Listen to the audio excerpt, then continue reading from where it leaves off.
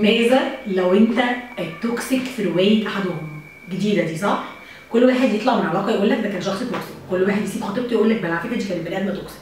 طب وماذا بقى لو حضرتك انت اللي توكسيك اصلا وانت مش واخد بالك؟ ايه ده، هو انا ممكن اكون توكسيك وانا مش واخد بالي؟ على فكره ممكن تكون توكسيك مش واخد بالي.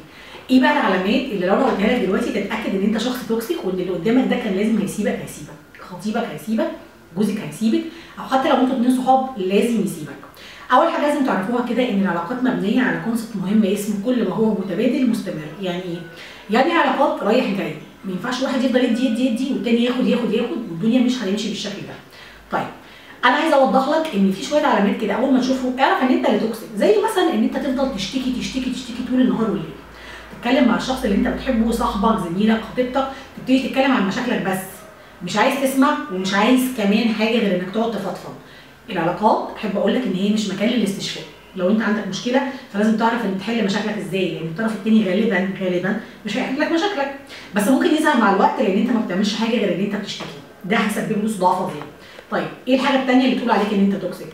ان انت تكون بني ادم طول الوقت شايف نفسك صح، ما بتغلطش، انت شخص ما بتغلطش، انت الوحيد اللي عندك حق، انت الوحيد اللي بتتكلم على صواب، انت الوحيد اللي رايك هو اللي بيمشي.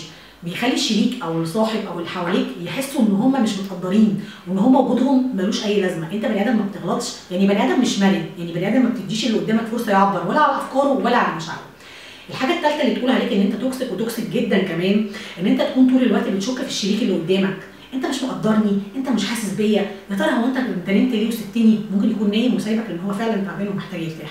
يا ترى انت خرجت ليه وسبتني؟ ما هو من حقه ان هو يخرج ويعيش حياته ويكون له عالم زي ما انت ليك عالم. حاول تتخلص من الانانيه وحاول تتخلص من الشقه المستمره. انت ممكن تكون توكسيك كمان لو انت طول الوقت شايف ان اللي قدامك ده حق مكتسب ليك بمبدا الملكيه او بمبدا يعني زي ما بيقولوا كده الضمان في ان اللي قدامك ده بتاعك وملكك. تكون توكسيك لو انت شايفه ماسكه بايديك الاثنين كده ومش عايزه يتحرك وحاسس ان هو ملكيه خاصه. لو انت بتعمل حاجه مما سبق فخد بالك انت توكسيك وبدرجه امتياز، وهو مش توكسيك، انت اللي توكسيك.